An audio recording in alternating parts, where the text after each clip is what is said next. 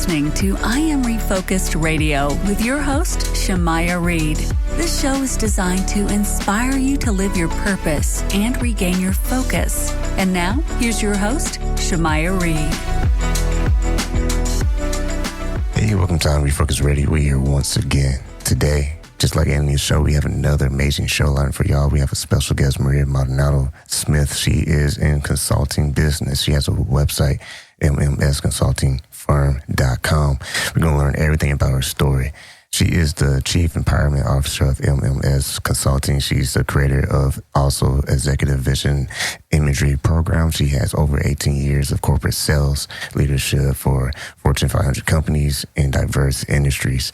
She has another, long list of stuff she does on her resume that'll take about 50 minutes for me to go over. So I just want to bring her in the show and say, how you doing, Maria? How to catch my breath? I'm doing great. How are you, Shamaya? Oh, it's great. Man, I ran out of breath. I had to take a deep breath, man, because you have a lot of things you do with leadership and working with many diverse groups. So you also have an amazing story being a daughter of an immigrant. So first and foremost, I'll give you the floor, kind of touch base with the audience a little bit about what you're doing today. So as you'd mentioned, I spent almost 19 years in corporate, in sales and in sales leadership. I think the interesting dynamic of when you're talking about the long list of things, gosh, it kind of takes me back to the fact that I'm probably just hardwired to achieve and to set goals and to constantly do and constantly work and to build and to grow. But the beauty of that is it's allowed me to do a lot of wonderful, great things in my life, and I'm still continuing to grow. I left corporate in 2021 actually to pursue something that had been put on my heart. I mean, the only way that I could describe it is just, it was a total God moment, epiphany. It was just that I call it my River Ness moment, because I was actually standing on a bridge overlooking the River Ness in Scotland with my husband. We were on a trip to visit some friends we had met a year prior in a pub in Ireland. So, that's the beauty of travel, right? Because you can meet new people and you never know. And now it makes your world a little bit smaller. But I had this overwhelming feeling and desire that something was about to change in my life. I wasn't really sure where that was going to lead me. But what I have found in sharing my story is that people share with me, they've had those moments too. I did like any good, sensible corporate employee does, and I ignored that little tug and voice. And even though I had the tears and the emotion and everything, I ignored it for a little while. And then I realized as we turned the corner into 2020 that I needed to make a change. I needed to put together an action plan so that I could push forward.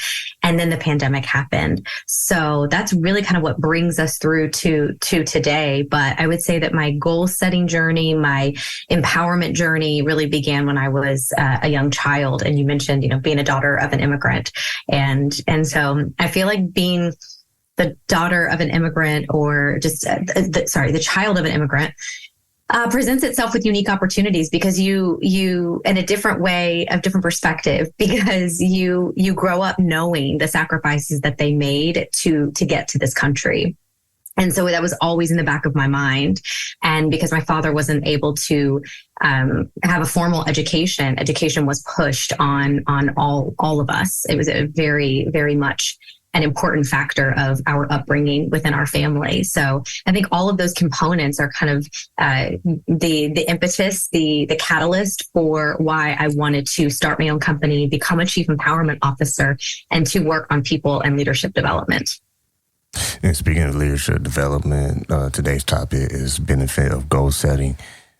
Defining clear goals can be challenging, but creating a roadmap is something that is vital for anyone to achieve them. You mentioned, once again, being a child of immigrant, and your father being able to instill in you the importance of education. Talk to us a little bit about the mile markers in your life, because being a first college graduate in your family, you also have other achievements as well that has paved the way to what you're doing now. Yes. My mom and my dad were two key pivotal, and my father passed in 2018, but I still think about some of the overall life lessons. My dad was a man of few words when it came to some of the advice he would give us, but his actions showed us a lot in the way that we should live our life. The work ethic, the amount of time that he dedicated and devoted, really all rooted in this foundational respect and love and passion and commitment to his family. And so when I think about the milestones that kind of got me to where I am, a lot of it was the examples that my mom and dad set for me. And so when I work with people who say, well, I didn't have those set for me, or, I don't have that like cool story of being the daughter of an immigrant. Well, that's okay. We each have our own story. So I think it's cultivating that. It's figuring out, well, what are the things that set us apart, make us unique? We all have milestones in our life that we have come through and that we have created opportunities for our success, sometimes out of adversity. We've just created our own opportunity because we have such a strong desire to push forward and to accomplish or to achieve something that's really important to us. So when we talk about goal alignment and creating those milestones, you said it perfectly when you said, clear goals and specific goals. That's really the basis of anything that we're working towards, is how clear do we need to get? So if we have our why, or we have our vision, we have our purpose, we know what it is we're working towards, it allows us to get really clear and specific on how we need to get there. The goal is just the destination. It's everything we're doing along that process to get us there. That is the meat, the potatoes, whatever analogy you want to use. That's the crux of what we are working to build and strengthen. And then we create our own milestones, saying, okay, if I know that I want to get to, this goal, well, then how many steps along the way is it going to take me to get there? And so this being a new year, it's a phenomenal opportunity for us to do some self-reflection and reevaluation on some of the goals in our life that we really feel drawn to. Once again, listen to Refocus Radio, talking to our guest, Maria Maldonado Smith, the Chief Empowerment Officer of MMS Consulting. Go to the website, mmsconsultingfirm.com. Let's touch on some of the clientele that you have. You have some clientele that includes prestigious and entities as U.S. House of Representatives, Disney, Paramount Studios. But if you rewind the tape a little bit, you also have your corporate career as a hiring manager and leader. What's some things that you use in your corporate world as far as value system that you apply to such prestigious clientele? Keeping in mind that we're all unique and we're all different. We each have our own story. So the circumstances by which I might come to a company or I might work with a company these days is going to look different than someone else's. I didn't always get it right when I first started out on my leadership journey. I was young. I was 29 years old.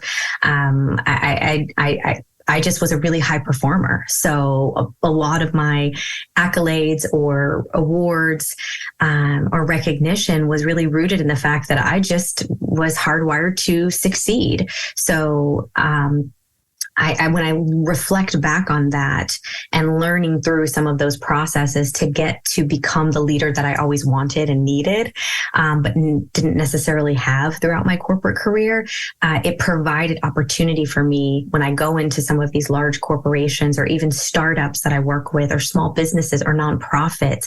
It gives me such greater insight to know that each one of those individual people is showing up with something different. They're bringing a unique perspective. They're bringing a dynamic circumstance or situation that they've had to go through that maybe no one in that room even knows about, but that's what makes them them. That's what makes them unique. And that's what is so beautiful about bringing people together. It's a great aspect of being able to manage people and lead them effectively. And it also parlays into how people set and accomplish and achieve goals. When we know who we are, when we understand who we are at our core, and we can articulate that to others, we can represent ourselves in that way, and we can show up in the way we want to be represented, it is a magical thing. And it's truly, it's just one of the coolest moments that I have when I get to work with groups and see them starting to peel back the layers of the onion, and they start to realize, oh my goodness, like now I know what my core values are. Now I know what my mission statement for my life is. I just never had taken the time before to even think about it. But now that I have, I am equipped now to show up in my personal life and my professional life as the same person and to truly become and step into my most authentic self. And speaking of your authentic self, you also won Miss Kentucky, I believe. Mm-hmm. So being able to be yourself, but still be a leader. You mentioned about being a young leader at 29, you were still learning on the learning curve. You were still early in your process in your professional career, but you speed up to what you're doing today. Like I said, it's on the very well-known brands you're able to collab with and work with.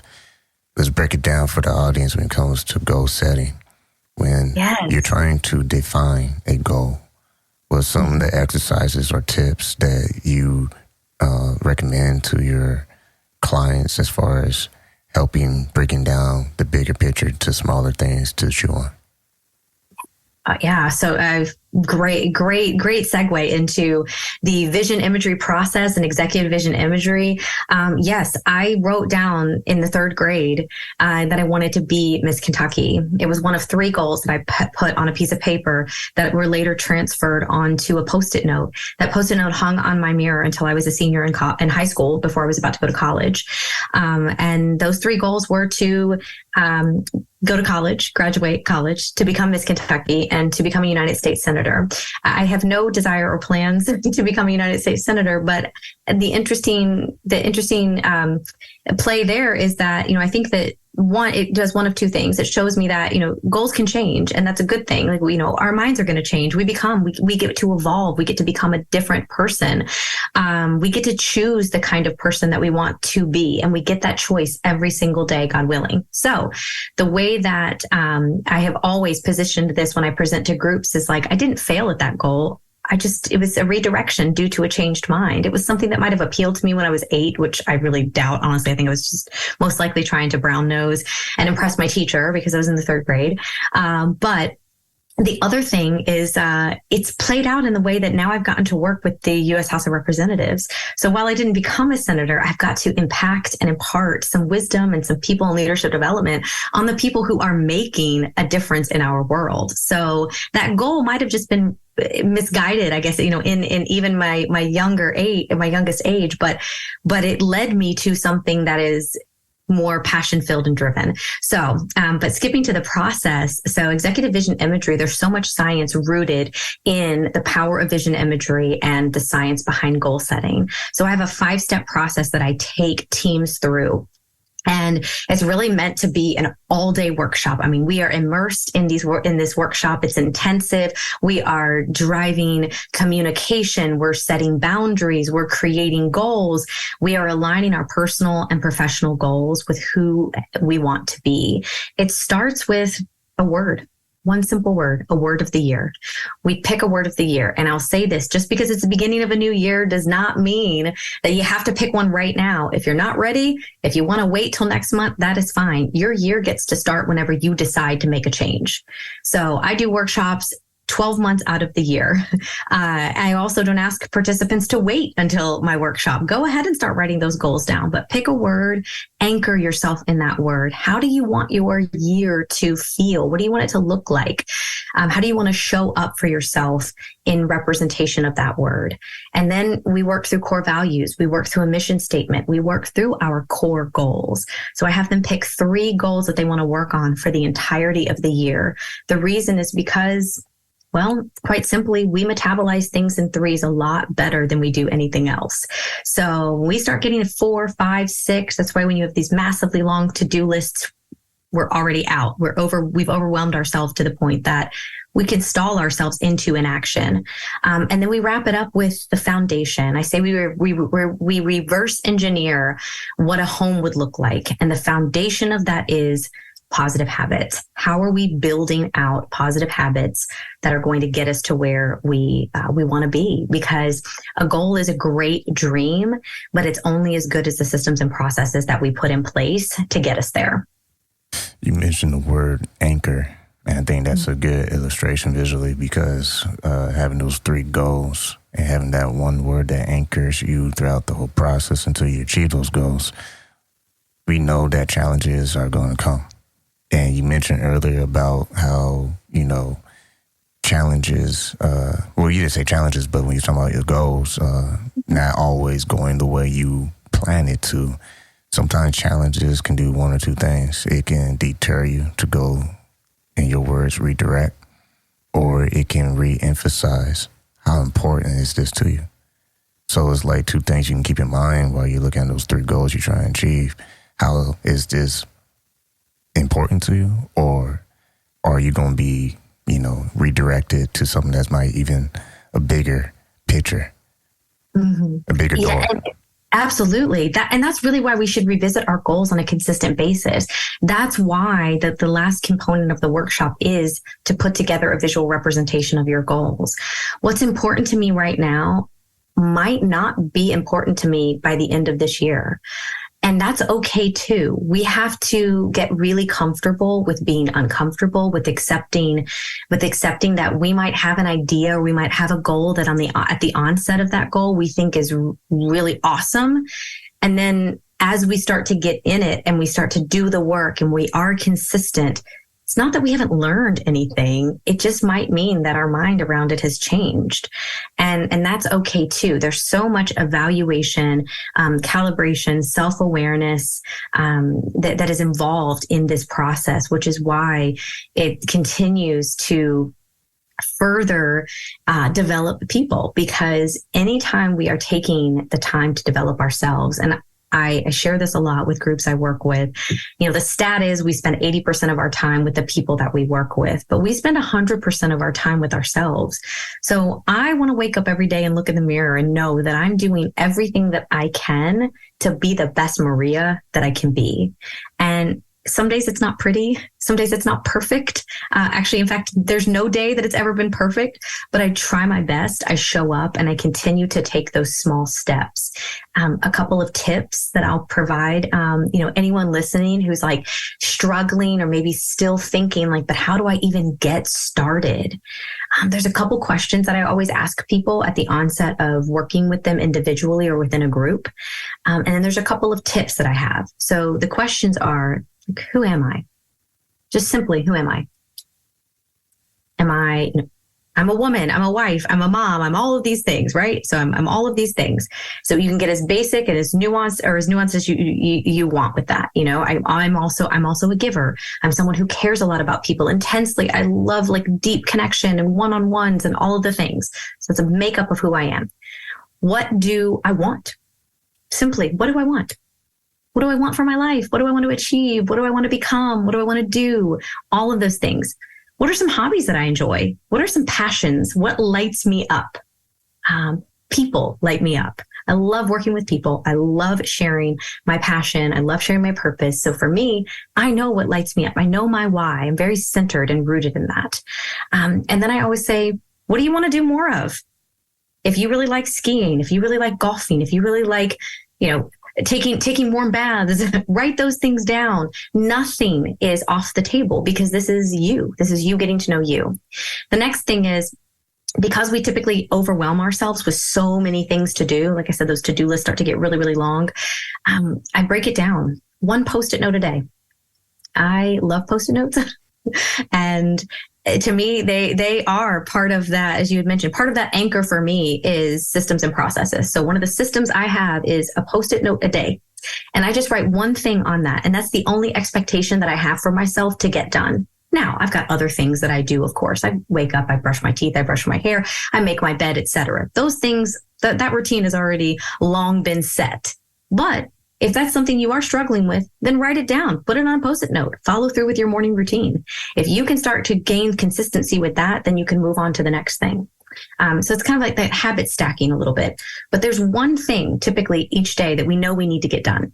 whether that's a report that we have to turn in for work, whether it's a piece that we're writing, et cetera, you name it. We typically have an idea of what that is. At the end of the week, you've got 5 Post-it notes, 5 things you've accomplished. We often don't take time to take a step back and take stock in all that we've accomplished in that week's time. So I do a Friday 5 and I spend 5 minutes just reflecting on all of the things that I've done that I typically would not have given myself credit for had I not written those things down. And so when you get started, it's literally that simple and that basic, but that's the best way to instill confidence in yourself and to truly get going. And speaking of confidence and tying that to road mapping, can't help but be a visual person. It's like if you were on a trip, you were trying to get to a destination. Well, things can happen. Traffic, detours, flat tire, whatever. Life happens. Well, not to, like you said, not to make it too simple, but just as a way to grasp it is being flexible is a requirement throughout challenges, because challenges could be almost a sign that it's time for you to get a little bit more flexible or to address something that has been overlooked. Mm-hmm. Yes, absolutely. And I think the thing with when we talk about like flexibility and we talk about those roadblocks, 92% of people fail on their New Year's resolutions. 62% give up within the first month. So to use your analogy of the road trip, it would be like you getting 600 miles into a 1,200 mile trip and being like, oh, I took one wrong exit. I guess I should turn around and go home. Right. You wouldn't do that. You would get off at the exit that you did. You would figure out how to reroute yourself. GPS most likely would help you because, maps only exist in that format anymore these days. But you would get off on the exit. GPS would reroute you. You'd get back on track and you'd keep going. I use actually that analogy quite a bit because people can conceptualize that from like a GPS or a roadmap standpoint. When there's an accident, you can't go through it. You've got to go around it. So that's those moments in life when you have to learn to pivot, to figure out which direction am I now going to go in. And that's a beautiful way to represent that. Thank you for bringing that up, because it's true that life is going to throw us a lot of curveballs, but it's how consistent we stay, how dedicated. And I like to flip the reframe on it because we talk a lot about consistency and dedication. I like to reframe it in the form of like honoring our commitments to ourselves.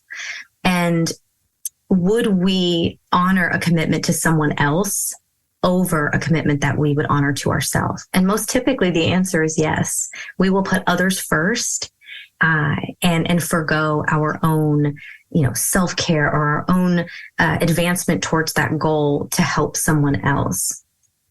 I work with a lot of moms, a lot of women, business owners, a lot of corporate moms, and I find this to be very significant of a narrative for them because we're doers, parents in general, we're doers, caregivers, we want what's best for everyone else, but then we tend to put ourselves on the back burner.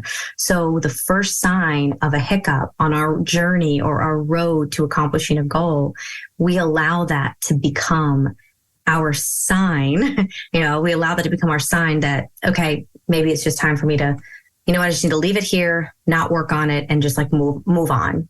I'll just forget this goal. But if we really think about it, would we stop 600 miles into a trip and turn around just because we missed one exit?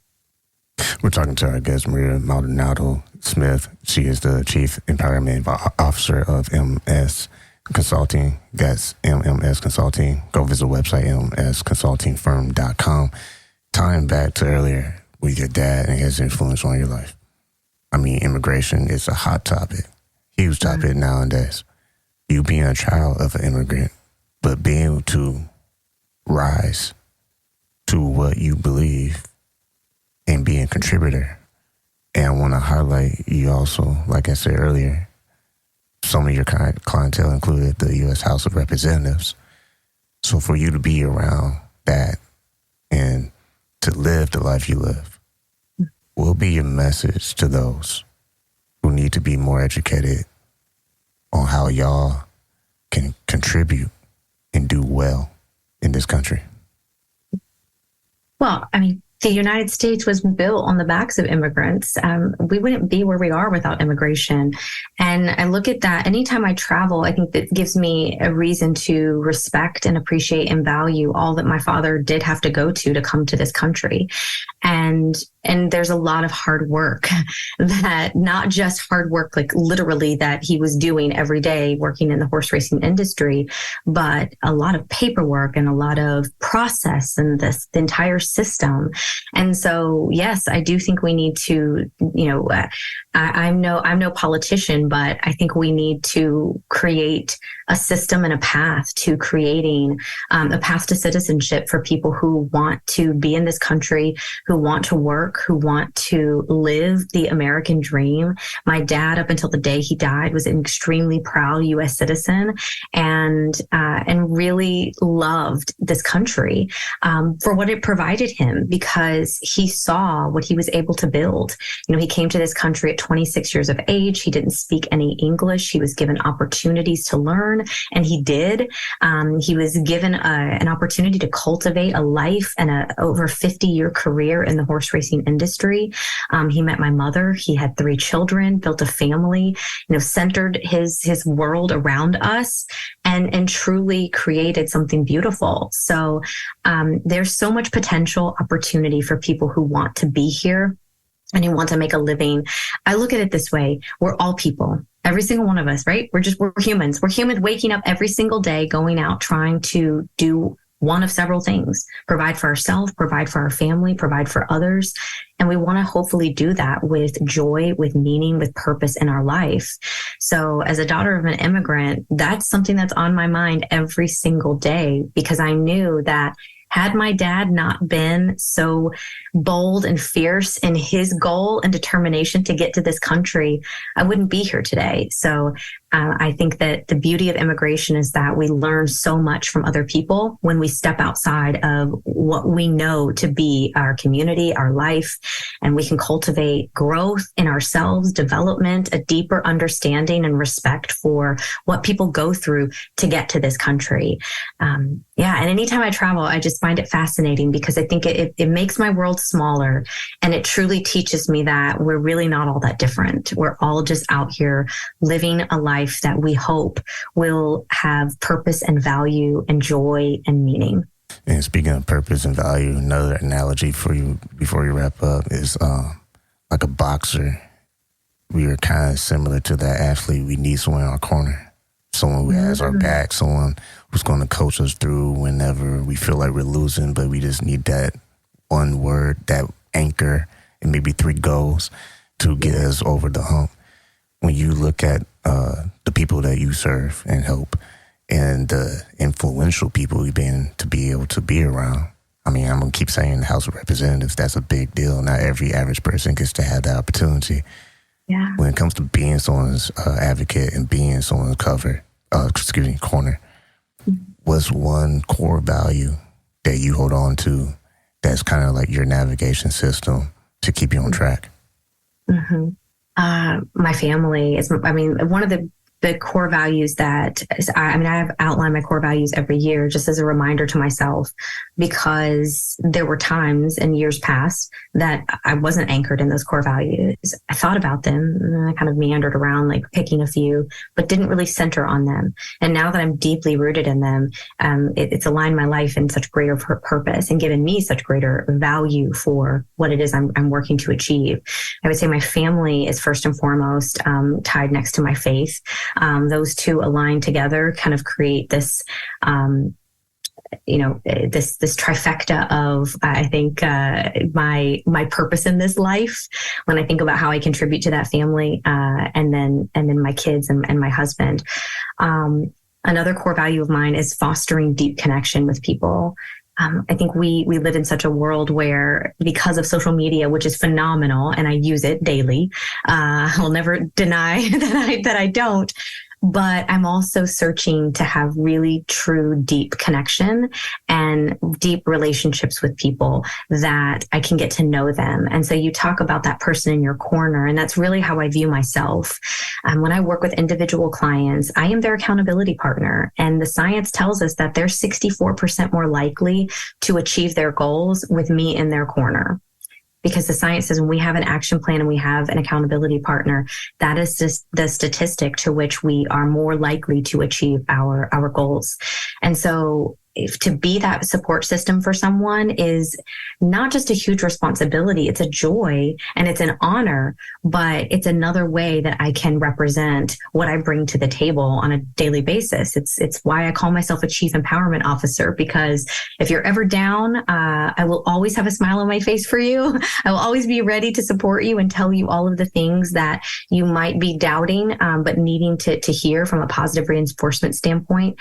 And so those are just some of my core values, is to live my life with purpose, and to seek out that purpose every single day. And my main goal in this life is to change the world one vision board at a time. And so I'm starting with this process and getting people to make their board, to look at it every single day and to remind themselves of why they're on this journey. For someone listening to this episode right now, listen on Refocus Radio, talking to our guest, Maria Maldonado Smith. She is the Chief Empowerment Officer of MMS Consulting, mmsconsultingfirm.com.